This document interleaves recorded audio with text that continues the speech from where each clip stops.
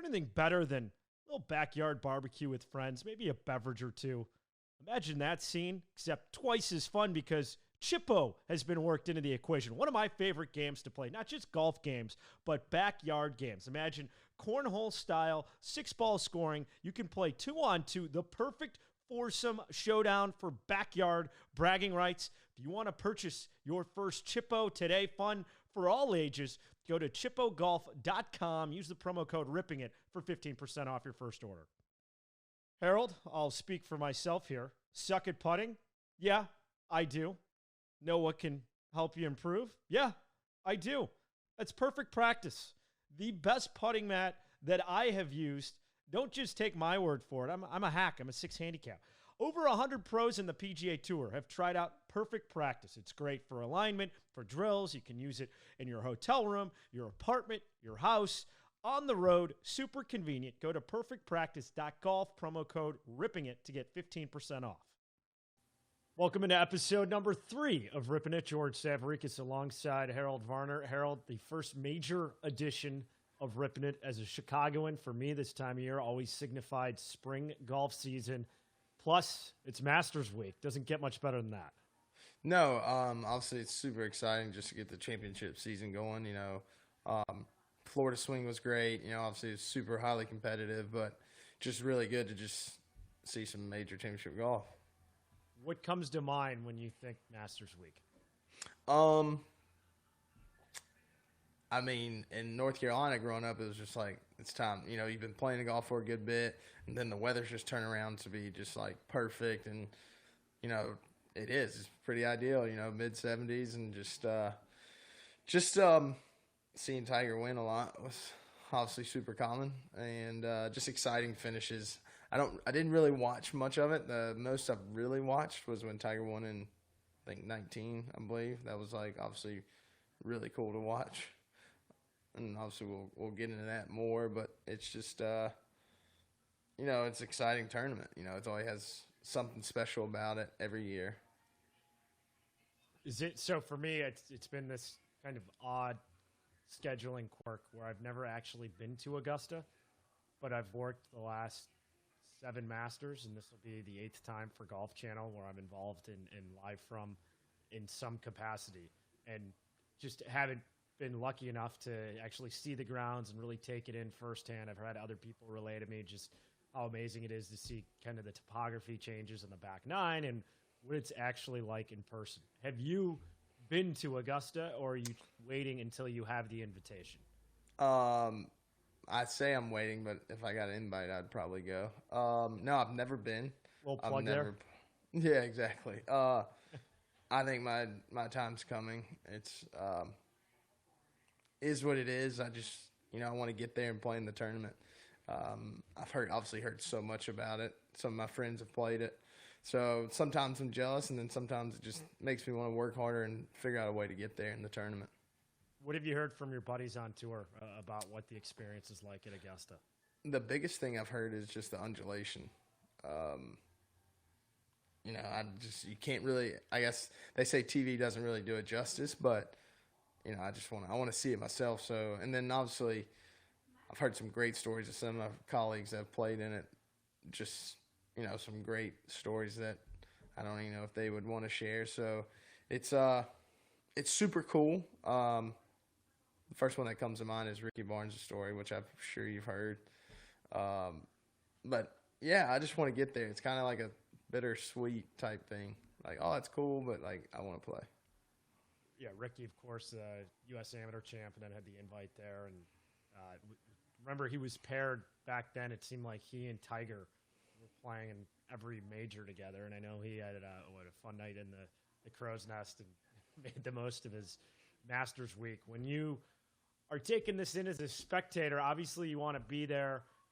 How much of Masters coverage are you actually going to take in? And we're lucky enough to have a guy who's heavily involved in ESPN's Masters coverage, and Scott Van Pelt joining us later in the show. Are you going to be glued to watching the final round or like the first round, or you just catch pieces here and there as you're working on your own game? How do you balance it? Social media has made it, obviously they have the app. They just made it where you can watch a lot of it from their app Phenomenal. Yes, it's pretty cool. So if you want to see something, you can just click on it and just watch it. And then obviously social media has made it to where, if something crazy happens, it's going to show up. So I'll be playing a lot of golf. That's what I love doing.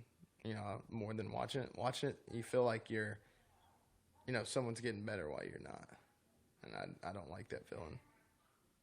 From other majors that you've played in, how different is the energy major weeks versus a regular week on the PGA Tour? It's insane. Just all that, from some of the stuff you have to do, but just the coverage, really, it's just nonstop. But it's what you play for. The best in the world are going to be at these events. And, each one, I feel like, except I've never played in the Masters, has its own little, thing. Like you go to the U.S. Open, you just know you're going to get your head beat in. And then you go to the PGA, it's pretty fun. It's like, especially when it was in August, the weather is going to be hot. And now being in May, it's a little different. But, yeah, and then I got to play in one British at Royal Troon, and that probably was harder than any U.S. Open I played in, surprisingly. But it was, it's just so much fun. That's what growing up, you're like, hey, I want to play in those events, and getting into those was pretty awesome. You want to wake up feeling good every day? Who doesn't? This product, I can personally attest, has had a huge shift in my day-to-day wellness. It's 2020 Immunity Booster, 2.5-ounce shot, handcrafted by sports dietitians, filled with essential vitamins and nutrients, with none of the artificial colors or BS you see in sports drinks. I have it before I go to the range or start my round, or even just to kick off my day. Get 20% off your first order. Ripping It 20, the promo code. Go to drink2020.com. Part of Masters Week that I really enjoy, not only the build-up to see who, there's always some quirky leaderboard or a couple of names that surprise you round one that go low, but the par 3 contest, seeing Jack and Gary Player and all these legends still get out there for that event, I think is such a nice nod to past champions and celebrating the history of the Masters, while also still having guys ramp up for what's arguably the biggest tournament of the year for most guys on the PGA, not just the PGA Tour, but any professional golf tour. Yeah, it's pretty cool. It's televised too, so it's like you get to see a lot of stuff. Seeing the hole-in-ones are pretty special. Obviously, the one that comes to mind is Jack's grandson holing out while he's so playing with cool. him. That's that's a memory he'll have the rest of his life. Yeah. I still remember the 2 hole-in-ones I have, but just doing it in that element it'd be nuts. And I'm sure spectators look forward to seeing that. So it's pretty cool to watch. Like obviously the highlights. I've never watched one like all the way through, but it's a unique thing. I think Augusta does a great job of honoring the people that have come before everyone else in golf in general. Obviously with the opening ceremony shot. So it's really cool to see how they do it. I bet you it's run unbelievable. What would you serve if you ever won the Masters and had a Champions Dinner? Any idea what you I have no idea. I think it'd be some type of steak and potatoes. Like that's what I always eat. I like it and whatever. Steak and potatoes, guys. So we have Scott Van Pelt coming up. Amazing personality in the sports world. I love watching him on ESPN. I think he does a phenomenal job with his golf coverage. Ex-Golf Channel guy way back in the day. That's where he worked prior to getting his job at ESPN. What's your personal relationship with SVP been like? I've gotten to know him since my rookie year. We did a symposium in Maryland. That was really cool. Just understanding why Tiger didn't change the faces in the golf world, and we just talk about it all the time. Like Tiger made it so you can't compare yourself to Tiger. Like everyone's like, oh, I want to be like Tiger. It's like I want to be like MJ. It's not happening. So we had a great discussion with, I think there's probably 100 other people that were involved with golf and just the black community of golf, and it was just very interesting to just understand what people think it takes compared to I guess what I know just from my journey. So Scott Van Pelt will be joining us in a sec. Prior to that, any predictions for which type of player you think could have a run, or guys that have been playing well recently. I know, like Jordan Spieth getting a ton of hype for what he was able to do. Florida swing, how he looked in Austin, match play, that he's showing flashes. Any other guys that you saw during the Florida swing where you think, okay, they're rounding into form, they could be dangerous Masters week? I don't know if Charlie Hoffman's in the Masters, but that guy always finds a way to play well there, and he's been playing well of late. So that's the one that comes to my mind. Obviously, Jordan does, because he just keeps playing well week in and week out, and that's just what it takes. You just get the hot hand, and people that love that place and can play it, they usually play well there every year. So Scott Van Pelt, our next guest, and Harold, this is a solo mission for you, a scheduling conflict this week with a Golf Channel responsibility. So Harold, take the reins. You and Scott Van Pelt teeing up Masters Week. Yeah, let's do this. I hear it all the time. George, you're living in Miami these days. You got to have some late nights, and you wake up, you're not feeling too hot. Not true, and I'll tell you why. Tempo, total game changer. Tempo supplements guarantee you're never going to miss a beat, thanks to a formulation of natural ingredients and essential nutrients. 2 versions of Tempo, Hungover AF, which I've taken, natural hangover supplement, and coffee, a supplement for clarity and focus. Check out both at trytempo.co. That's trytempo.co. Find your rhythm with Tempo. Use promo code TEMPO for 15% off your order.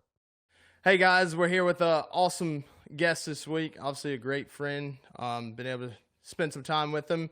Scott Van Pelt, thanks for coming on the show. You got it, Harold. How you been? You good?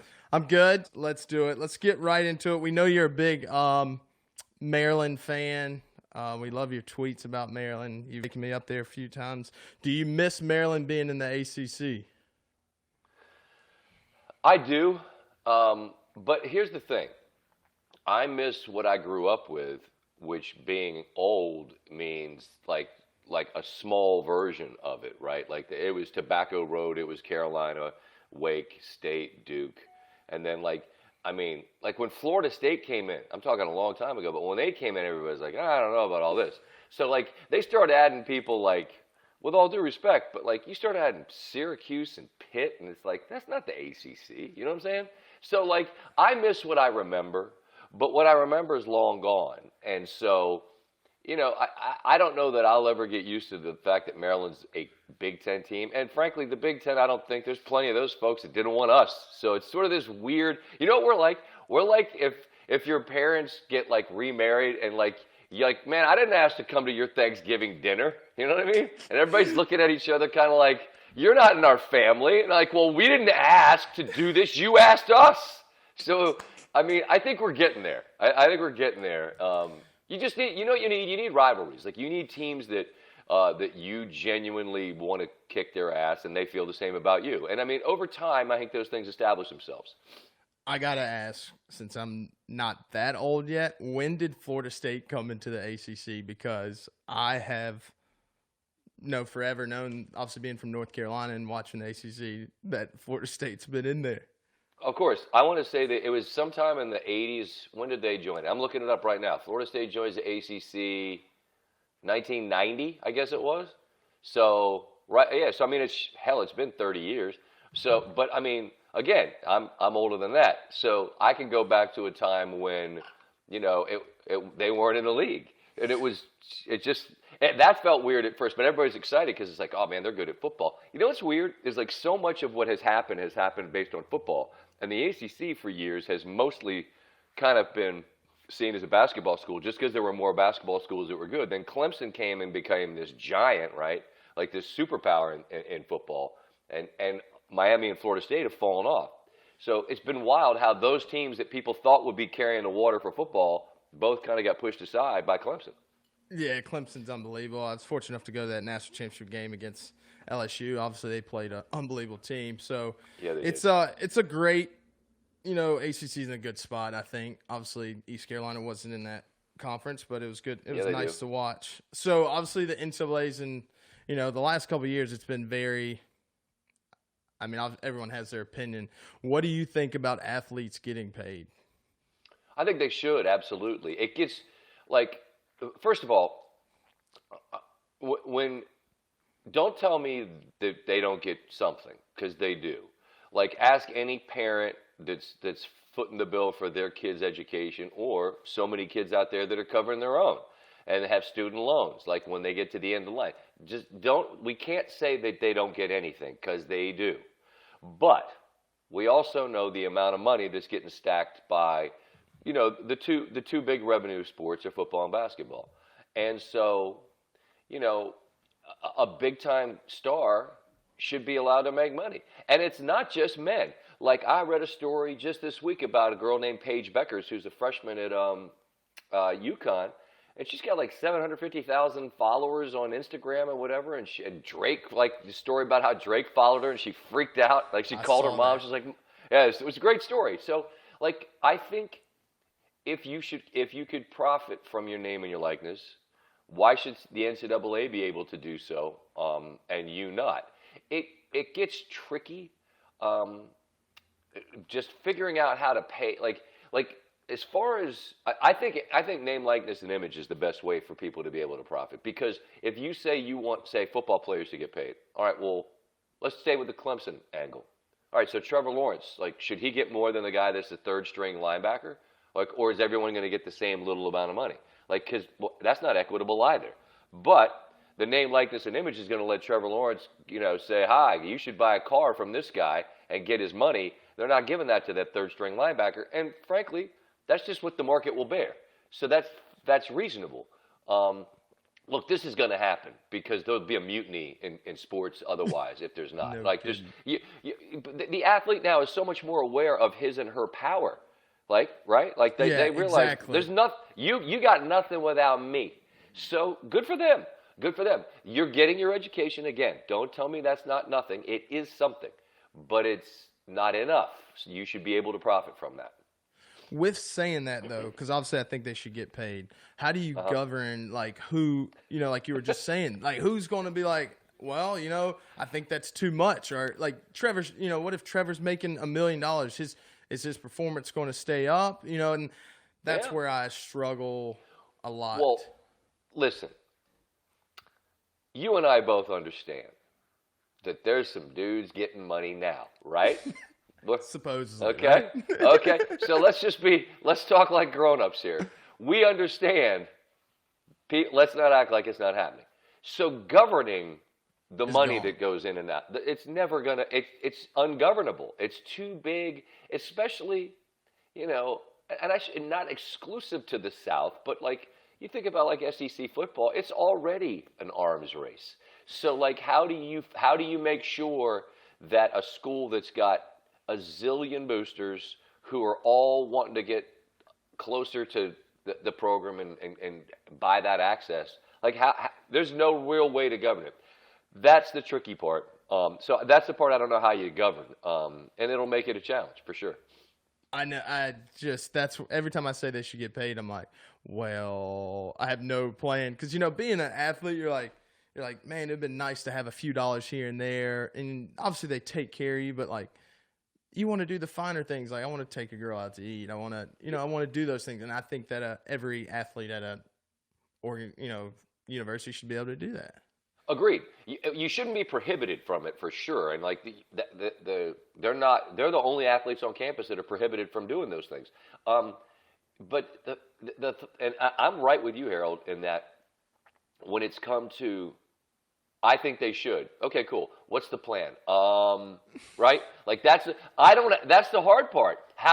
And I'll promise you this, because no good deed goes unpunished. Whatever they come up with, people are still going to bitch about it and say it's not enough. Oh, that's not enough. Well, it probably won't be. Like the first pass at it probably won't be where it ends up going. But I mean, I think it's really clear now that things are going to change on that front, because they're going to have to. Yeah, and then you put in the Title IX, and obviously exactly. Everyone says people deserve equal pay and stuff, and how does a university keep the program going? Title IX made it where they could do that. They had a way to, hey, this works, and if you start paying them like that, you're going to have that same problem in the NCAA.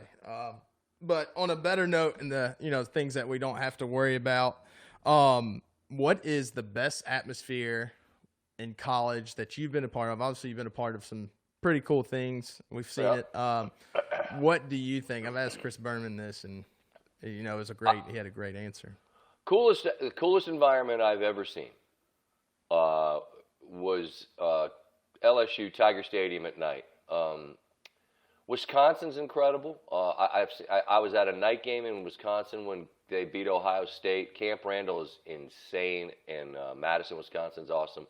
Wow. And it's that place is spectacular. That was a curveball, by the way.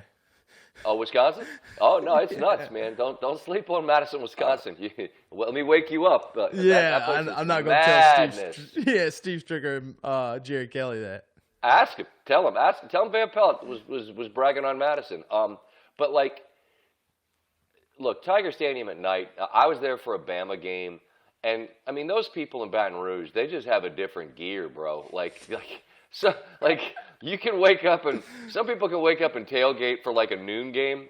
Like they'll wake up and tailgate for a night game, okay? And they might pass out, but they're gonna rally repeatedly. And then there's like this weird humidity, electricity, like buzz that like this never-ending feeling of something in the air. And like I happened to see an incredible game where LSU played great. But then at the very end, Bama won. And I just left there just thinking, there might be something as good, but there's nothing that I've ever seen that's better than Baton Rouge at night. And I saw it on a great night. There's a lot of places out there, I'm sure, that on the right night could feel like the right answer. I'm just telling you from what I've seen. On a football side, I feel that's the best environment. On a basketball side, look, it's no secret I'm from Maryland. On the right night, Maryland's building is no joke. We love seeing you in there. Yeah, I'll get after it, man. I get after it. It's embarrassing. I've been caught. It works out when if your team wins, you want to send out something on Twitter. There's a GIF of you jumping up and down like a moron. But if I had divorced myself from Maryland to say the best environment in college basketball I've seen, I think Fall Allen Fieldhouse in Kansas. Ask your boy Woody about that. And Duke's awesome for sure, but it's small. That's what I'm saying. How does it get so big? You feel like this in Duke. It's kind of claustrophobic. Where in Kansas, they've got probably 7,000 more people in their building. The atmosphere in Fall Allen's amazing. But just I like all sports, as you know, just like you. Yeah. But to me, the atmosphere in college, it feels different because it is different, You tell me this. So my coach went to NC State, and he always talks about the rivalry of NC State and Carolina before there was Duke. Was it that good? He's like, TV made Duke Carolina so much more, and I'm like, in my head, I'm like, hey man, what are you talking about? If your coach is old enough, then your coach remembers State being just sort of different. State, look, the thing about Carolina is that they were everybody's rival, right? Just like Bama. In football, Bama's they're LSU's biggest game. They're Auburn's biggest game. They're everybody's biggest. Yeah. Well, they're everybody's biggest game because they're the best. They're the gold standard. Well, Carolina was that for many, many years, but State, going back to, they won one in the 70s, then they won the one in the 80s. And I also think that there's that, and this is what typically makes rivalries great, is if one school feels like the other school doesn't respect them, and one school feels like the other school isn't as good a school as them, and Carolina's going to look down. Personal. They're going to, of course it does, because they're going to look down their nose at State and be like, you're not us. And so, yeah, State Carolina was absolutely, that was a big time thing. But then Duke kind of supplanted everybody, and then Duke Carolina. Here's the thing about a rivalry. I've said this a million times.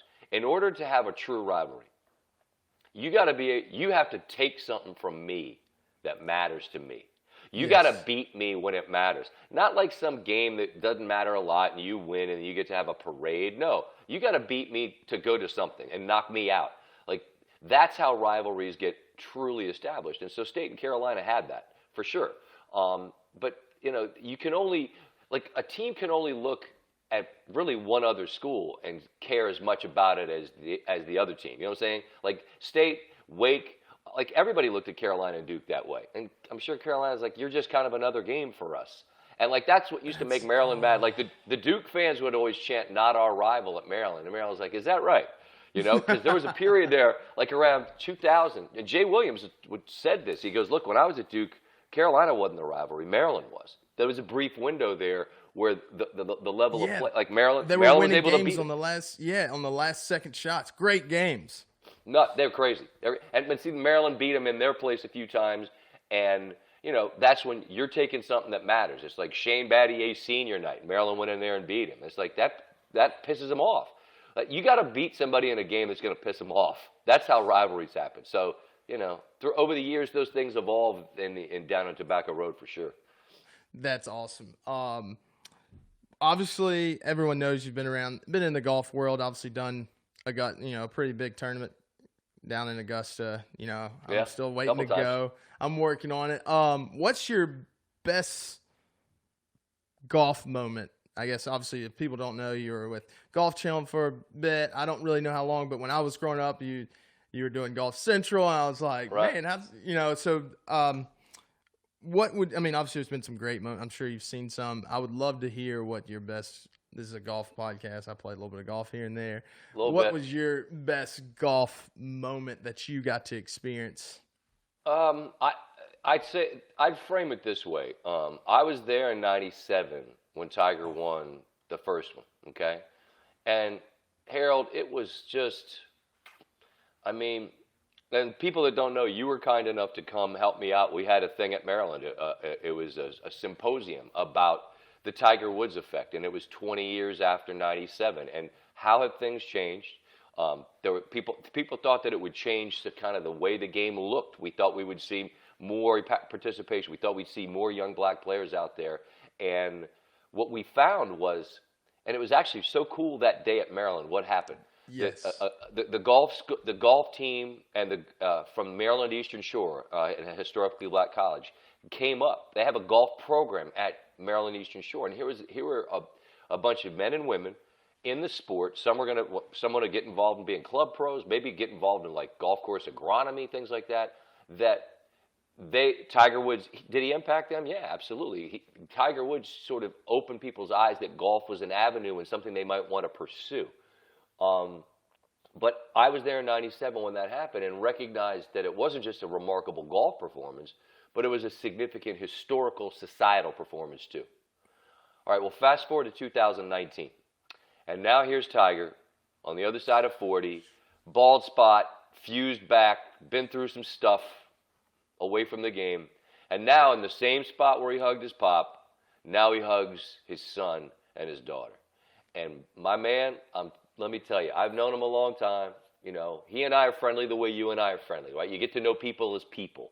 Yeah. And like the thing that's so great about golf is I got so many people I pull for every week. Like, you play great, you know I'm going to send you a text with those big ass eyeballs. Like, I see you. Like, you know, because I'm watching. Like, I pull for people. That's the best thing. I don't have to root for anybody. It's not two teams. It's just I got there's 50 guys out there that I'm like, and they're caddies. You're pulling for them. Well, okay, I've known Tiger a long time, so that moment for me. Like, I talked earlier about LSU and night game at Tiger Stadium. Like, that sound of however many thousand people chanting, Tiger, Tiger, and it just kept going. Like, I just got goosebumps right now. Like, I'm getting them right now. It was nuts, man. Because Augusta, like, it's not like they don't clap. No, they cheer. There are roars at Augusta, for real. But I've never heard that. And so seeing him hugging his child, like, when he got to his kids, oh, my God. Like, as a dad, there's just that I'm a sucker. I did because you know why? Because I know this. All he wanted was to have his kids see him be that guy that they heard about just once, and they got to see it. And when he screams and dude, he screams his high-pitched scream when he gets to Charlie and he just opens his arms. Oh my God! Like, that's not a sports moment. That's a life moment. Correct. And the sound of it.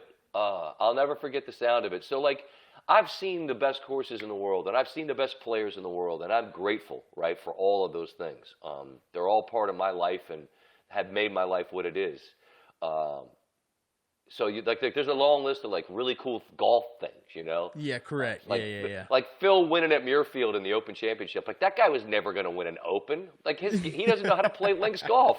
I'd have bet you a pile of money he would never win an Open Championship. That he hits it too high. He just doesn't have the patience for it. And like I watched that guy put on a show that day. Put on a clinic. Incredible how well he played at Muirfield that day. But like that's just kind of a golfy thing. Like the Tiger deal bookended 97. You know, the boy was now the man. You know, the son was now the father. He'd been through all the stuff, and that's by like for sure easy number one for me. Dang. I mean, I'm getting, you know, there's obviously a lot of stuff from my best friend that passed away that year, and just trying to, you know, always process it. But I got to watch it with my dad. It was the coolest thing while they were watching. I got a golf cart delivered, and they ran into the power lines, and he's winning the Masters. It's just, you know, some of it you can't make up. Obviously, we're thinking about Tiger, you know. No doubt. Crazy time right now. But so obviously I know Tiger's helped my career, obviously, you know, my golf career, but he's helped the purses on the PGA Tour. How has Tiger helped your career? Are you kidding? I mean, like from the viewers. I'm getting ready to tell you. Like, you know, because you know him.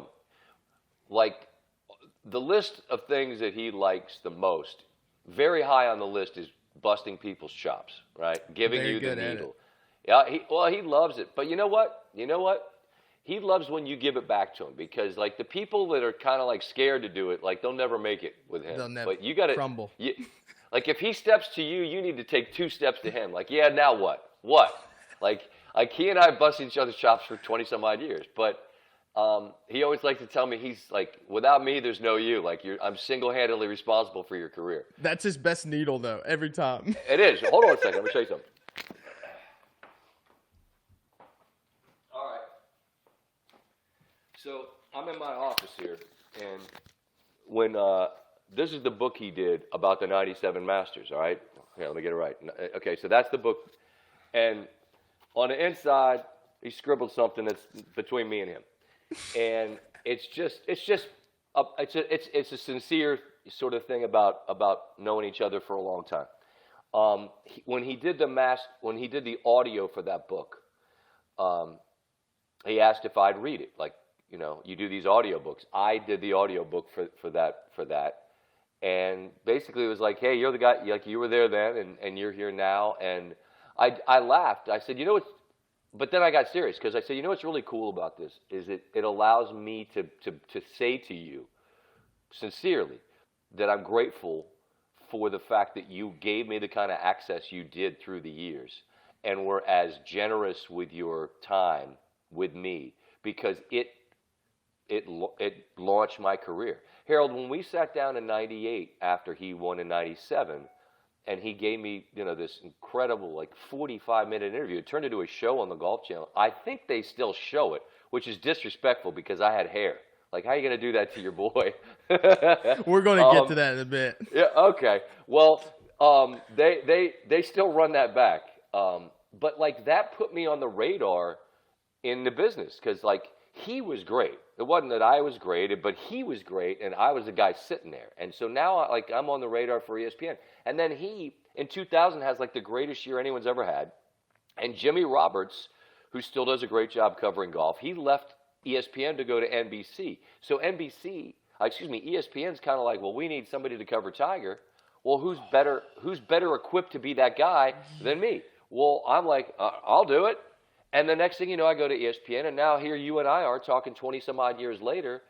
And so all, like, no joke. Like, the whole thing, every bit of this happens because I met him when he was a freshman at Stanford playing the Scarlet Course in Columbus, Ohio in the NCAA championships. And I met him then, and we kind of, I mean, you know how it is. You meet people, and you see him over and over, and it's like, you kind of didn't have a choice. He was going to see me one way or another, but we just, you know, we found some common ground, and we got along, and now all these years later, you know, I literally this isn't like I'd have made it.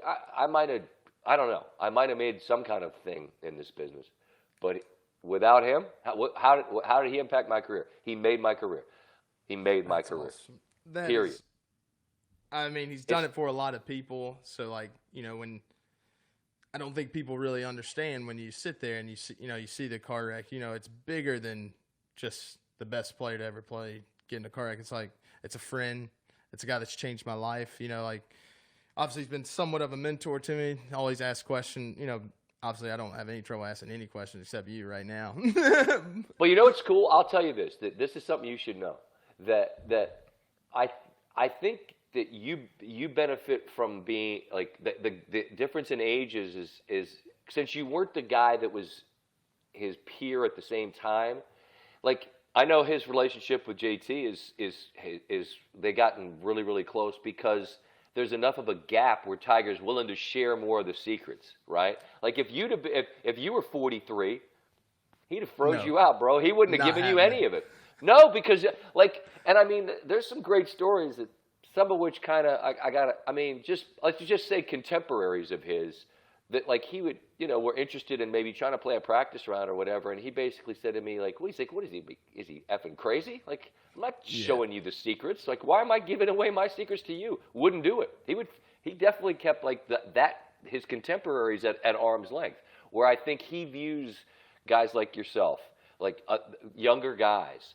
That are the next wave, like he's way more willing to be like Uncle Tiger, right, and or Big Bro Tiger than the guy that was like my twin brother. Like there was none of that. Not happening. He went no, but I get that. I understand why. My caddy always says that. Like he's like, man, if you're his same age, there's no way he would talk to you. F you. Nope. And he would have tried to squash you like a bug, man. He got a kick out of that. So obviously the Masters is coming up. I would like to know what are you looking forward to? Obviously last year not having fans, watching on TV was so weird in general. Strange. But what are you looking forward to, and what do you look forward to every time you go? It's just an amazing place, It's a place of. It's hard to describe it if you haven't seen it, but I mean, this is a golf pod. I would guess that a lot of people who would spend their time, listening to us talk have probably been. But if you haven't, you got to go. I just put it I've that never way. been. Well, you're going to earn your way there, and when you do, you and I are going to talk, and you're going to go, you weren't lying. Like it's impossible for me to describe to you unless you've seen it, because whatever you think it is. Like we talked about like Tiger Stadium or Fog Allen or a great venue in sports. Like you might create it in your mind what it is. Then you go there and you're like, okay, this is cool. It's a stadium, or it's a gym, or it's a golf course. Augusta National is more than that. It's a whole feeling of you can't believe everything is exactly the way it is because it's perfect. And so I just look forward to going. Like I've gotten to know people there. I've been really lucky for. All these years, like there's a gal that works security named Miss Nadine. That's my girl. Like she checks my outfit out every day. Like she, I saw her during COVID. She every day she checks me out and makes sure I look good. And like, I'm not kidding. Like we prayed on Easter morning together before I went in. Like we spent a little fellowship, man. Like you get to know people as friends. Tony I've seen Tony change the color of his jacket as he's, climbed the ladder of his responsibilities with the club now, and like he's That's running awesome. stuff, and these are people that look out for me. Like they treat me like not like I'm a member, I'm not, but they treat me like a friend. And so I have friends there that I see, and I've gotten to know members that are they're very, very gracious and very welcoming during that week. They want us to be looked after. But there's this one place, Harold, I tweet it out every year, a picture. It's the 8th tee on the par 3 course, and I go there every single day when I'm walking to Butler Cabin, and it's this quiet place. It's beautiful, and it's like I just stop, and I've tried to describe what it is. Like, am I praying? I kind of do. I just say, thank you, Lord, that I'm standing right here. I'm grateful, Lord, that I'm alive. I'm grateful I'm standing in this spot. I'm grateful that this is what I get to do. I'm grateful I get to go sit in the Butler Cabin today and that's my office for the next, however many. I'm grateful. And I want to say that out loud because I just want the universe, the Lord, whatever, to know I am appreciative of that. Like, I'm a big believer. Yes. Well, to me, I just feel like, like, I don't get off on this tangent much, but like, if you're not appreciative of life and its blessings, and you don't speak that into existence, if you don't speak that, out loud, I think that's a mistake. It's a mistake for me. So that's why I do it. And then I just walk to work and I shake my head the whole way. I'm like, how did my dumb ass get here? Like, I really don't know. I swear to you, I don't know. But there I am. And I look forward to that every day. And then just the event it never disappoints. Like sometimes there's a Super Bowl. Like this year's Super Bowl, frankly. Like when it was over, you're like, I don't know. Chiefs kind of didn't play that well. It was weird. Good for Tampa. But like, was it a great? No. It was just kind of a game. Name the last Masters, and when it was over, you're like, it was kind of a golf tournament. No. It's always never. Even if someone wins. Exactly. Yeah. And even if and this isn't meant to be disrespectful to Danny Willett, like that wasn't the name people would have pulled out of the hat to win, but he won because he went nuts and had like the best 5-hole stretch of his life at the most important time, and that makes you a legend forever. Charles Schwartzel did the same thing, and that's what's incredible to me about Augusta, because through the years, and you could go back to like Tom Weiskopf, Greg Norman for sure, Ernie Els for sure, David Duval for sure. Those guys, Davis Love, they all thought, I'm going to win this thing, because they were right there. They're going to win it. Then they didn't. They didn't. None of them. The greatest line, maybe, like people think about Yes Sir with Vern Lundquist, and that's a great line, and there's been some great ones.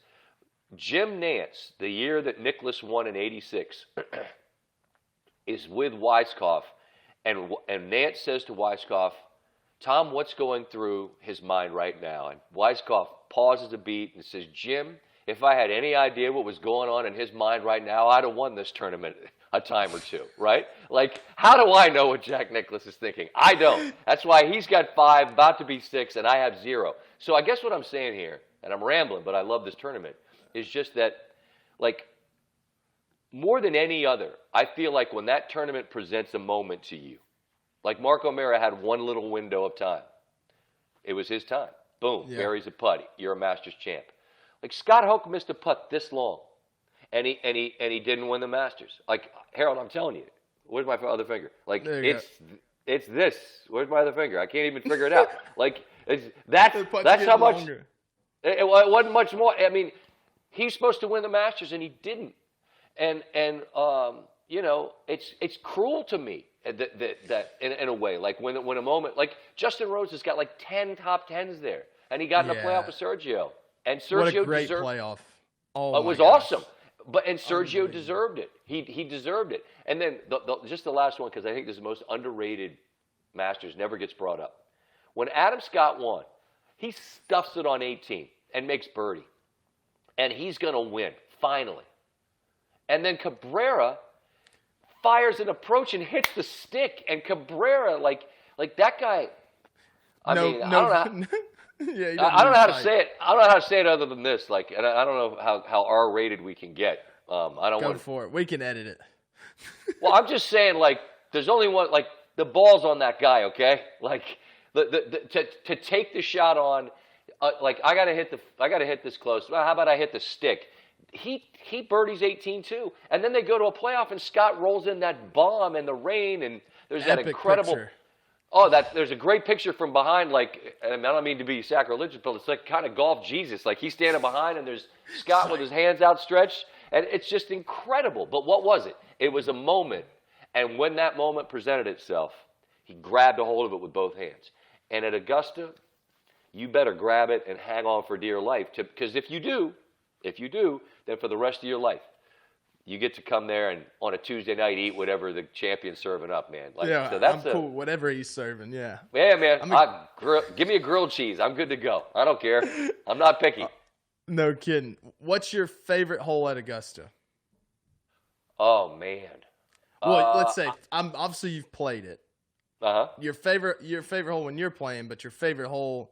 For me, who cares? Like but honestly, it might be the way I play it ain't like they play it. I just think it's impossible to top 13 because just the aesthetic of it, with the creek, the azaleas, the trees, the drive kind of, like, it's wild how many people miss right. Like, it's begging you to just hit a beautiful little draw in there. The hill's going to help you out, and then it should be a green light for an approach that's going to give you a chance at an eagle. But then the green, it is, but you catch it a groove high or a little bit fat, now all of a sudden now you could make a number on that hole, like a big number. So I think that hole is the perfect representation of Augusta. Both the beauty, the aesthetic of it, the fact that the minute you see it, you know exactly what it is, what hole, what course, and the fact that you can make a 3 on it, but you could screw around and make a 7. That to me that's Augusta in a nutshell. So I mean, like, if there's a million holes you could tell, well, there's only 18, but there's any number of holes you could tell me that you like a lot, 13 is the one I'd take. That's awesome. I mean, obviously, there's a lot of tournaments won and obviously lost on that hole. Yep. But that's the stuff I love about golf, is the risk reward, and obviously a lot of people don't like that, but whatever. Well, that's what makes it great. Fun questions. Well, question so we can wrap up. I know you're busy. Obviously, when we first met, I had hair. What is it like being bald? And what if someone's headed in that direction of being bald? What do they have to look forward to? What do they need to do? Because I'm well on my way. It's why I wear a hat. There ain't nothing to look forward to. Look at that dent in my head. I have a lumpy head, and when I was younger, my grandfather was an Italian guy from Brooklyn who was not tall like me. He had this gigantic nose. He was deaf, and he was bald. And we used to just heckle him forever about, like, he was my guy. Like, I mean, joke with him lovingly. But I made fun of the stuff that was his issues. Well, now I am as bald as I can be because I've had headphones on for 20-some odd years. I can't hear a damn thing. So now here I am. Like, he was kind of short, Italian, kind of hairy back, whatever else. Like, now great description there. Yeah, my guy was he had some stuff going on. Now here I am. I'm not a hairy person, but I'm bald and deaf. The two things I got from my grandpa are that. But here's what I'd say. You have to get there on your own time. Like, you got to come to grips with what it is, and you got to just embrace. Or, like, look, there's options out there. Like, there's pills and creams, and you want to restore it. I got no issue with anybody who wants to do however he wants to do it. If you want to hang on and fight for dear life, go ahead.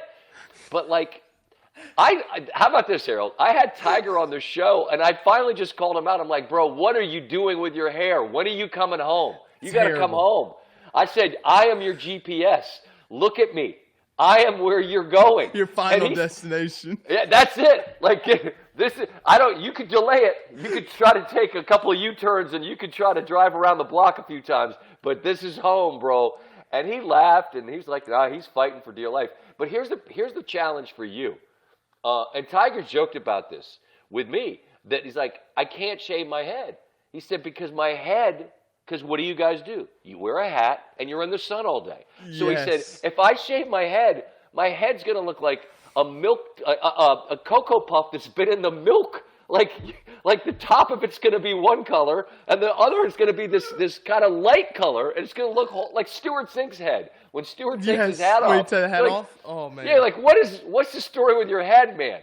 So I've worked on this. I keep saying problem. Like, it's not a problem, it's a challenge. You can overcome a challenge, right? So the challenge for you is this. You got to play some rounds with your boys, or just spend some time with a hat off, so that you can get an even distribution of suntan lines, so that when you take your hat off, it doesn't look like a disaster. I just say this. Everybody that loses their hair goes through the same thing. You put a clipper on, and you go like number 2, and then you'll go number 1, yes. and then you go no guard, and then there's that one day when you just decide, all right, I got to take it down. And here's how it happened for me. This is a true story. I was at the Open Championship at St. Andrews. Now, anyone that's ever gone over to the UK knows if you have like a plug-in device, something about their electricity and our things don't work. They don't. And so I put my clipper in, and I knew it was real iffy. And you turn it on, and it makes this god-awful like, and like, yes. the clipper was blown up. So now, like, I'm turning it on, and I'm like, oh, God. And it won't come on. And you know how it goes, right? Like, when you get to that, you haven't shaved in a couple days, and it starts to look like the second cut, maybe like the rough, the fringe around the green at a bad municipal course. Like, it's just like, really furry, I gotta fuzzy. Get this off. Exactly. And so I had a choice to make that morning. I'm like, I can put the lather on here and I can take it down with a razor, or I can go with I can go with the rough. I'm like, I got to take it down. And the first time you shave with an actual razor and you feel your head, you're like, whoa, what do we have here? And I loved it, and I haven't gone back. So that's the progression. You're going to go with a number 4, number 3, number 2, number 1, no guard, and then one day you'll just take it down. But you're the one that's got to figure out because you got sponsor considerations with your hat. I get it. I see that jump, man. I understand it. But like you gotta maybe you just get a headband with the jump man on it, and you get some sun on top of your head, because that's a challenge. I don't know if my stomach hurts from laughing or like just being nervous about this part, like where I go like this. It's coming, bro. It's coming. Like I held on for a while, and then you just know you're not kidding anybody but yourself, you know? Like, Correct. You just know this is it. And I mean, here's a good thing. You more than me, but you got like that leading man face anyway. Like, you're a handsome guy, you'll be good. Like, you could just be you, just smile like that, and like, you know, you're good, you're fine. But you know, everybody's got to get there on their own time. You know, I finally heckled Tiger because I felt like I couldn't not do it. Like, I had to take my shot. It was a can't miss moment. It's your master's moment. I grabbed it. I grabbed it with both hands, and I made fun of Tiger Woods' hair. But I mean, to all the guys out there in the struggle, you can make it. It'll be okay. I'm your guide. I have a lumpy head and freckly. It's a disaster. But when I sit down at midnight and put the mic on, I look at the camera and I'm like, "What's up?" I kid myself. I'm like Brad through Pitt. The stage. Yeah, you can't tell me anything. What's up? This is my set right here. That's awesome, SVP. Thank you for your time. This is Rippin It by Bro Bible, and we're out of here. I love you. I thank you, and I will see you soon. Hopefully, I hope so, bro. Keep playing good. I can't wait for you to get that big breakthrough. I'll see you at the Oak Tree at Augusta next year. You hear? Sounds good. All in time.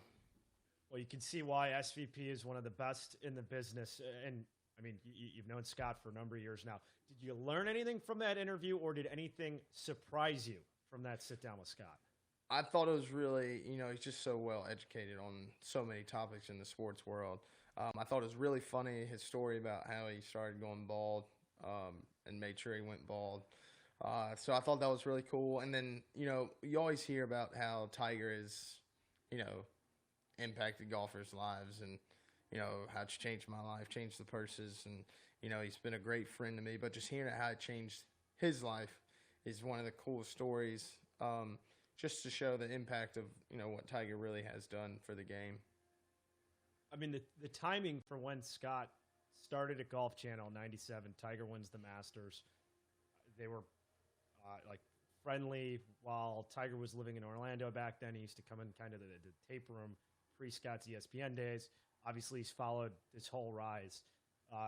The timing alone and then the career arc, it's just crazy to think that Scott's been there firsthand seat for basically his entire run on the PGA Tour. Yeah, you just can't put it into words, but to hear it from him was just really cool. He obviously had some great stories. Obviously, I love watching college sports in general, and just hearing him comment about them getting paid. There's so many people that think that they should be paid, but like, how are you going to go about that? And maybe one day we'll have a guest that can give me a better example of how you're going to obviously regulate that, and he obviously talks later about it. So it's just it's super cool to just hear a different side of the sports world. Do you think college athletes should be paid? Yes, without a doubt. But like I said earlier, with saying that, how do you compensate them with what's right, what's wrong, and then you have Title IX. We're going through this equal pay thing. I don't know all that, but I just know the amount of money that they're making off these athletes. It's they should be, like I said earlier, they should be able to, for instance, take a girl to dinner. It just shouldn't be the dining hall every night. I just don't think that's right. While everyone else is, smelling the roses. You hear different strategies laid out for how athletes can be paid. I know there's been stipends for certain sports based on the revenue accrued. I think to be able to profit off your own likeness and follow the Olympic model is what should be implemented universally among college athletes. And that kind of leads to the democratization of sport, where if you're Harold Varner, the starting shooting guard at Duke, then you should be able to make X amount if a company or corporation wants to pay you for sponsorship. And you could easily hold it in a trust until you graduate, or however you want to handle it. But I think that right there is like the first switch that you could flip, in which these athletes can start generating income based off their likeness. Yeah, without a doubt. I think that there's a way of going about it where these kids can better their lives, whether they make it to the pro leagues or not. Obviously, looking at, the retirement on the PGA Tour, I think it'd be something cool if they set up a retirement for them, which I think is really awesome. It just keeps, you get rewarded for the things you've done for a university, which makes the university look so much better. And I think that's how it should work. Time now for a little overrated, underrated, and we are going with a Masters-themed edition H. We're going to kick it off. Pressure of winning a major, which obviously you experienced final group pressure with Brooks Koepka, versus the pressure of winning on the PGA Tour, which you've had some close calls as well. Is it significantly harder major week, or do they both present challenges that are equally difficult? It's considerably harder. It's so hard not to get ahead of yourself. I have yet to win, but the feeling I felt, obviously, at Greenbrier, having a chance to win, that's just one that comes to my mind. And Riv, compared to Bethpage, is totally different. It's the coolest feeling. It's like, I always tell people, I'm not on drugs, but that's a drug that I would want to be addicted to. It was unbelievable. Didn't do great with it. Obviously, the conditions were really hard. It was a tough day, but it was something you can't describe. I can't put it into words, but I just want that feeling again. It was just as soon as I got done playing, I wanted some more of it, which didn't seem like it after shooting 81. So I would say the pressure, until you've experienced it, is almost underrated until you're really in the lion's den. Yeah, because everyone can tell you what to do, what you think you should do. But actually doing it is a different, it's just totally different. It gives an insight of how great Tiger was. I mean, is still, It's insane what he was able to do and how he was able to calm himself in crucial moments. I'm curious with Tiger, and you see other guys do this, and David Duval, I remember we had dinner with him, 4 or 5 years ago, in Mexico.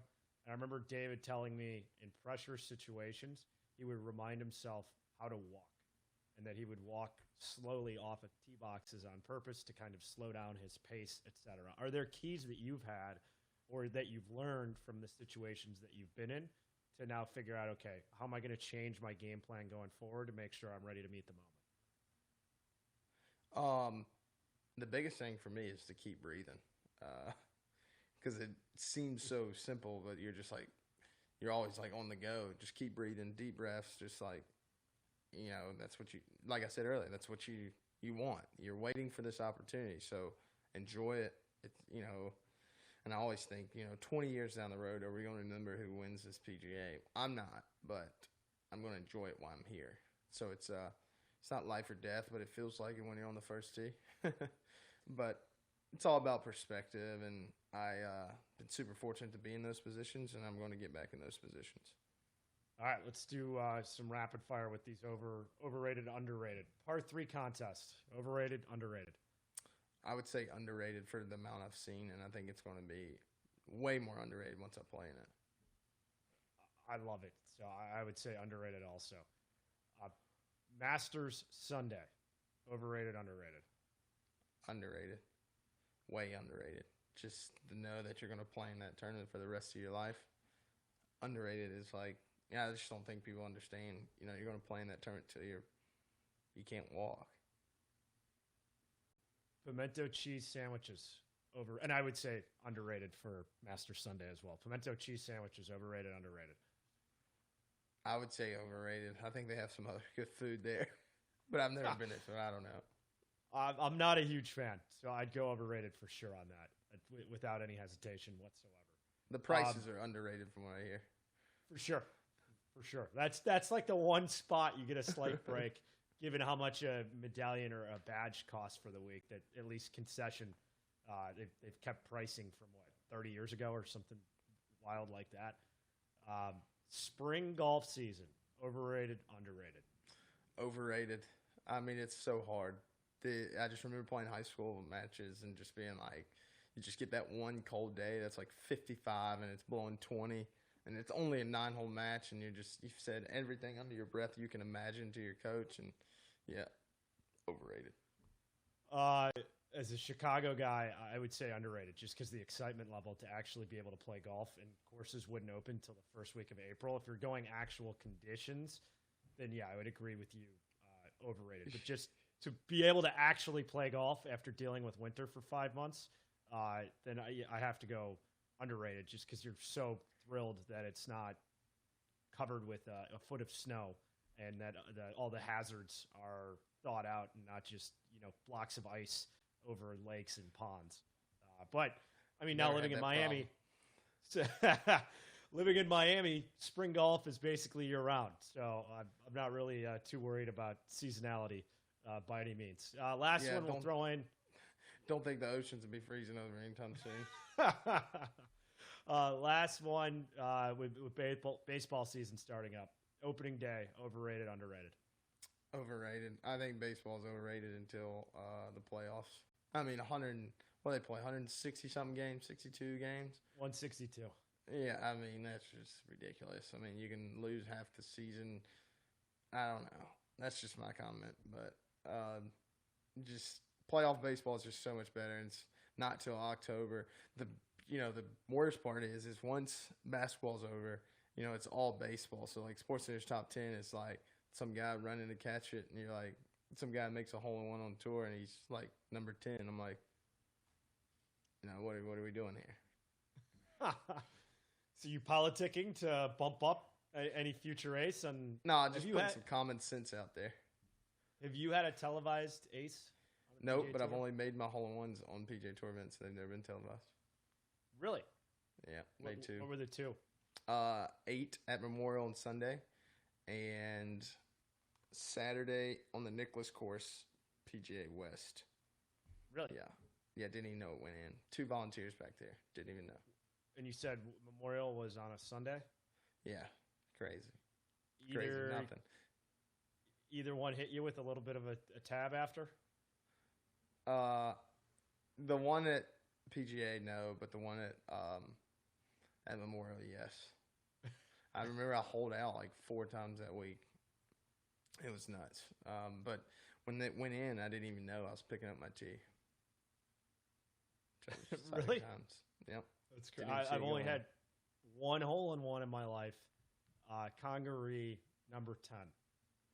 And then it was the first hole-in-one on that hole, and I had Tom Fazio's cell, and then was able to text him after, like, hey, Tom, you need to make 10 a little harder. Yeah, it's hard enough.